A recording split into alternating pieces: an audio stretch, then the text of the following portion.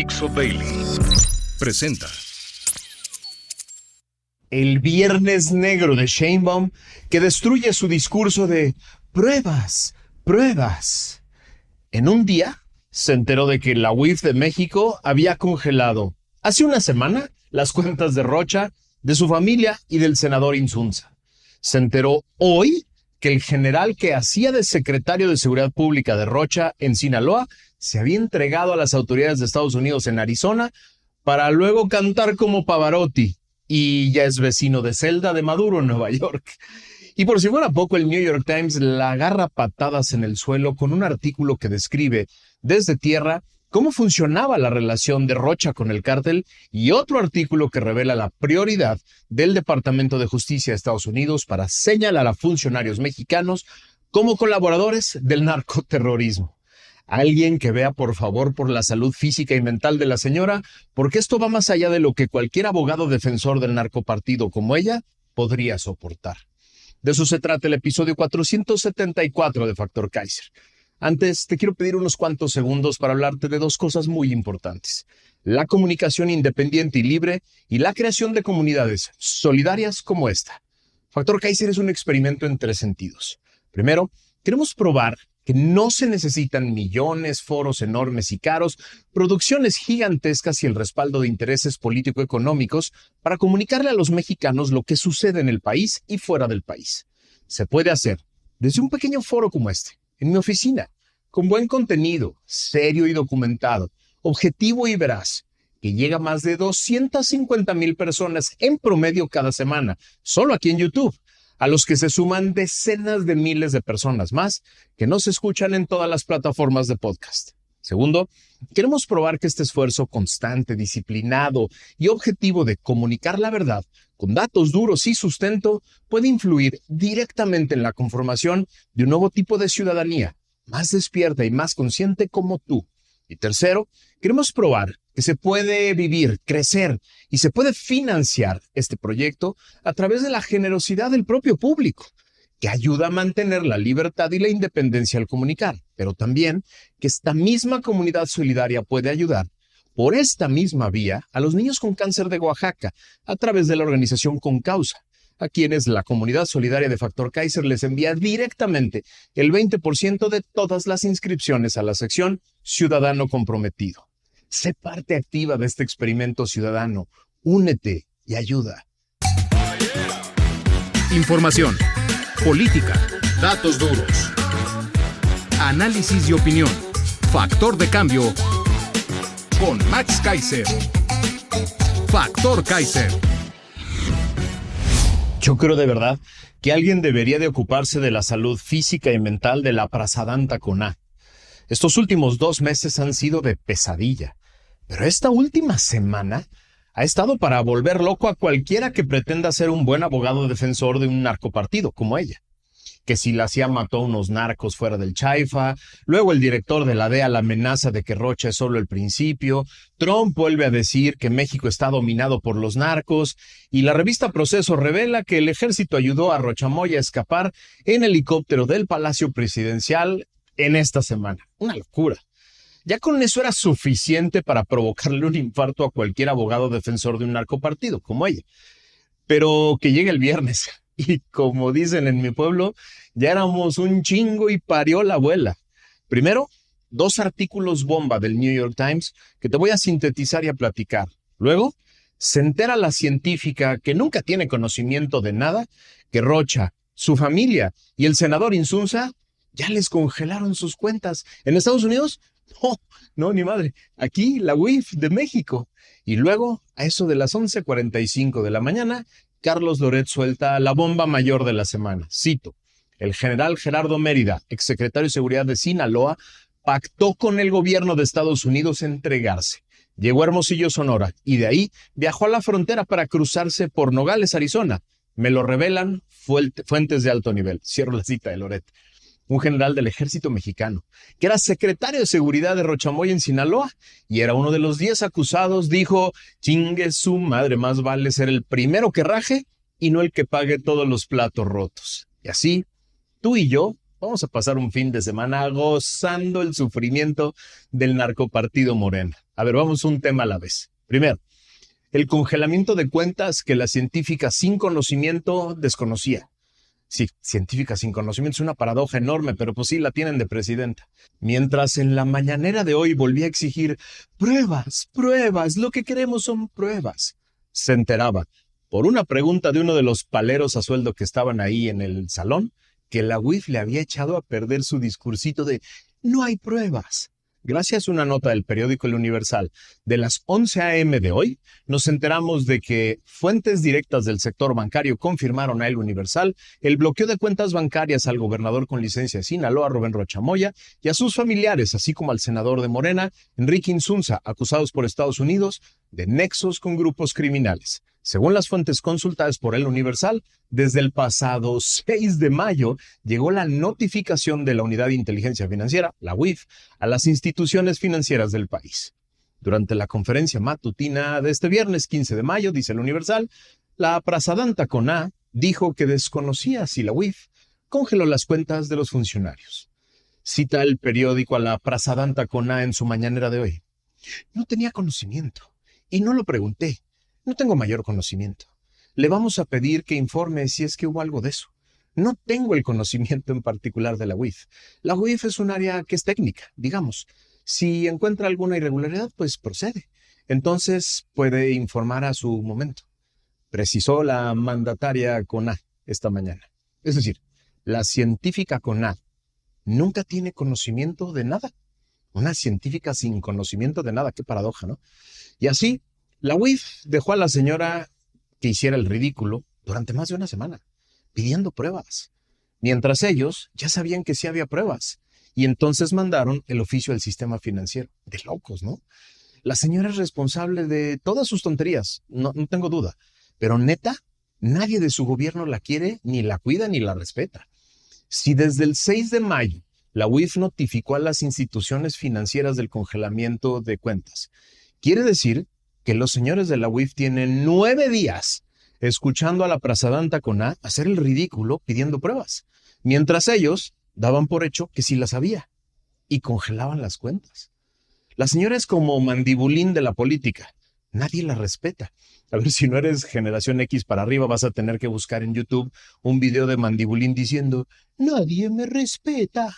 Sheinbaum es el Mandibulín de la política. Pero ese era apenas el comienzo de su viernes 15 de mayo, ¿eh? Como te decía, casi a mediodía, Loret soltaba la bomba del día, de la semana, del mes.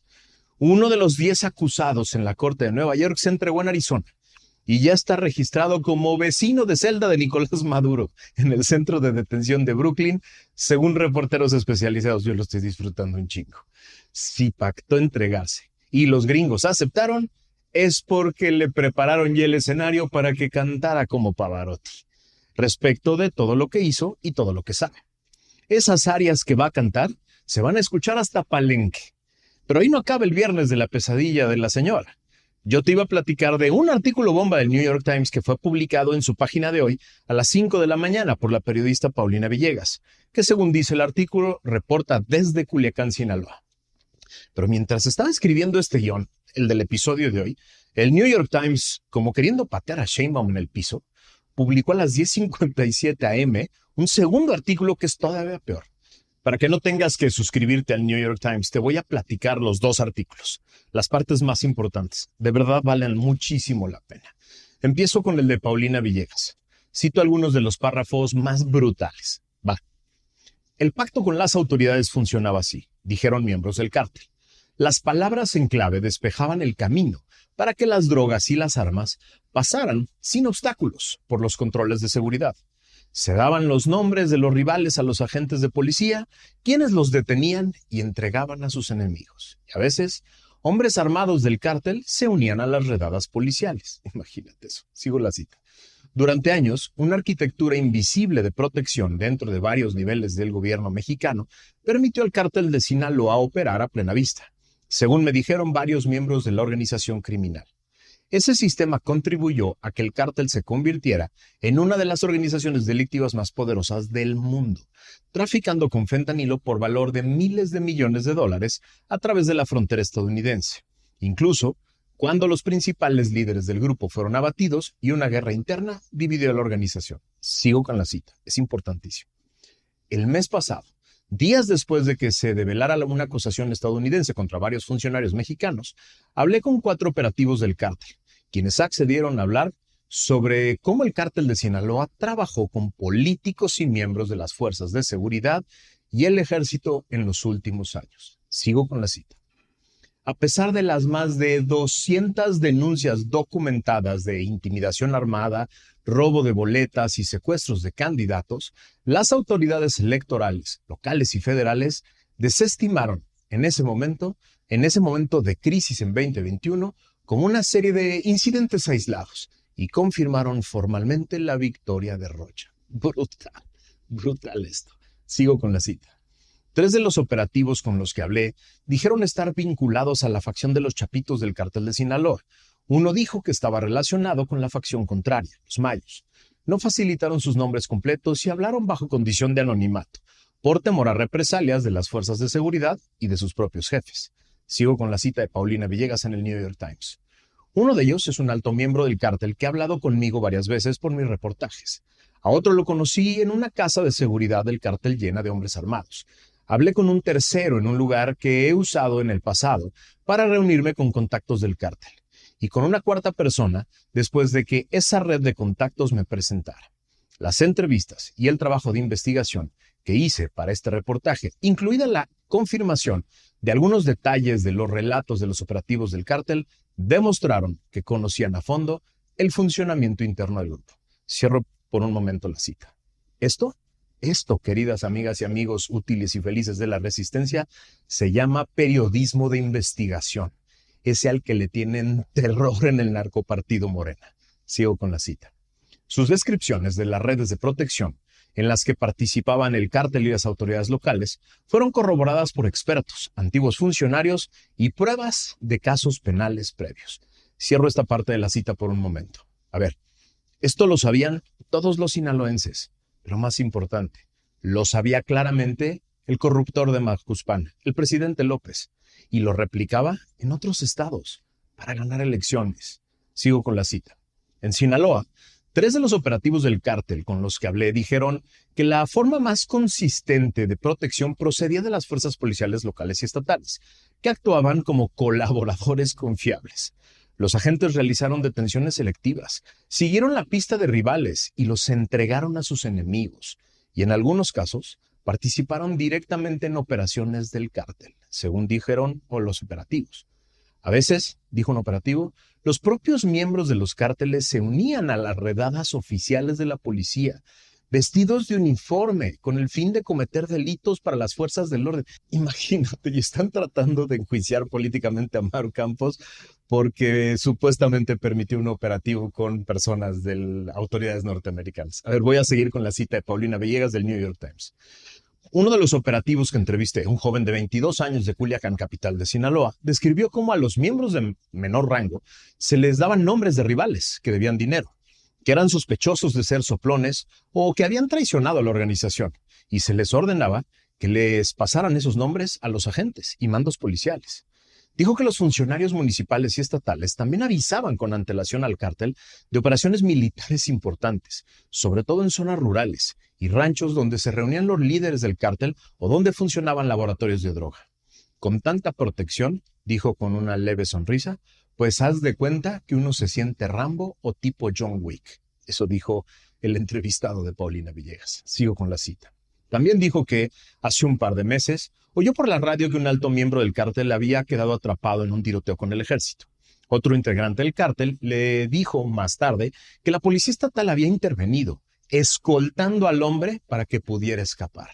Otro operativo de 28 años, quien dijo que trabajaba con el cártel desde que tenía 13 años, me contó cómo esa cooperación gubernamental se extendía a algunos miembros del ejército. Sigo con la cita de Paulina Villegas en el New York Times.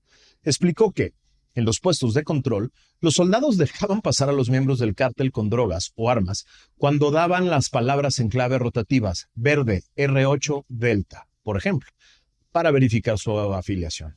El operativo era tranquilo y hablaba de su línea de trabajo con remordimiento. Trato de no pensar mucho, dijo.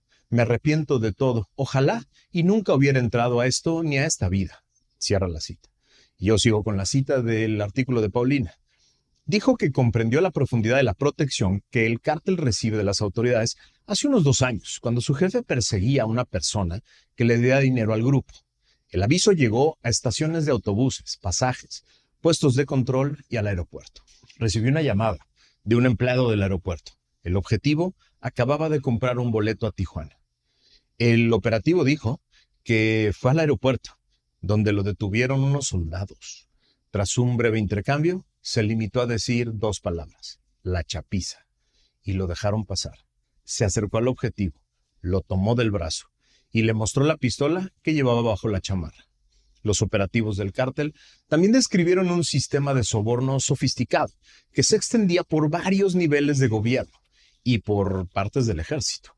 2 de ellos recordaron haber escoltado a los recaudadores del cártel mientras entregaban bolsas de dinero estadounidense a mandos policiales y a altos funcionarios del Estado, incluido un exalto jefe de seguridad. Cierro la cita. ¿Ves lo que te dije? Te dije que era una bomba nuclear este artículo porque te describe con pelos y señales cómo funcionaba la coalición de Rocha Moya con el cártel y de todo su gobierno. Ahora, vamos con la segunda bomba, que está brutal. En el artículo publicado a las 10:57 de la mañana, 3 reporteros ponen a temblar a todo el narcopartido Morena. Cito el primer párrafo. La administración Trump ordenó esta semana a los fiscales federales que utilicen la legislación antiterrorista para actuar contra los funcionarios mexicanos cómplices en el tráfico de drogas, lo que supone una escalada significativa en su campaña contra el tráfico de drogas procedente de México, según un funcionario estadounidense al corriente de las declaraciones. Esa nueva directiva fue anunciada el miércoles por Akash Singh, fiscal general adjunto, durante una conferencia telefónica interna con fiscales de las oficinas regionales y representantes de diferentes oficinas para poner sobre la mesa una nueva táctica agresiva de la estrategia antinarcóticos de la administración que, con toda seguridad, tensará aún más la relación con México. Venga, ahí viene una imagen de bomba otra vez. Sigo con la cita del artículo. Las funciones del señor Singh incluyen establecer las prioridades para los 93 fiscales federales y las instrucciones que les dio el miércoles fueron contundentes y sorprendentemente poco diplomáticas. Citan al señor Singh. Deberíamos triplicar el número de acusaciones contra funcionarios públicos corruptos en México que están utilizando su poder y sus cargos para facilitar la actuación de terroristas y monstruos que trafican con la miseria y el veneno, dijo a sus colegas, según el funcionario estadounidense que no estaba autorizado para hablar públicamente con el New York Times. Las anteriores acusaciones de Estados Unidos contra funcionarios latinoamericanos por delitos relacionados con las drogas han deteriorado las relaciones bilaterales que incluyen la cooperación en muchos frentes. Pero el señor Singh parecía disfrutar con esta perspectiva e instar a los fiscales a acusar a los funcionarios mexicanos de proporcionar apoyo material a organizaciones terroristas, además de por delitos relacionados con las drogas. Citan al señor Singh en el New York Times. Ahí te va. Si eso supone un acontecimiento indeseado para los funcionarios del gobierno mexicano y se sienten ofendidos por lo que hagamos, no se me ocurre nada que me importe menos, afirmó. Y luego dijo, si les estamos avergonzando y dejando en ridículo en el proceso, eso es la cereza del pastel para nosotros. Cierro la cita. Merece otra bomba con sonido. Seguramente los miembros de la secta morenista no leerán estos artículos. Dudo que hablen inglés la mayoría de ellos, o que estén suscritos al New York Times, quizá el periódico más famoso del mundo. Por eso, tú les puedes mandar este episodio a todo morenista que conozcas, para que pasen el peor fin de semana de su vida, hombre. Ya les toca, ¿no crees? Ya pasamos demasiados fines de semana de la chingada nosotros con todo lo que han hecho por este país. Les toca. En la Resistencia Ciudadanos Útiles y Felices estamos de fiesta, otra vez, porque todo está saliendo a la luz, está explotando, porque como dijo el martes pasado el director de la DEA, esto es apenas el principio de lo que viene para México. Y porque hoy es más claro que nunca que un voto por Morena es un voto por el narco. Así lo vamos a gritar en la Resistencia. Y por eso Viva la resistencia. Una producción de Dixo.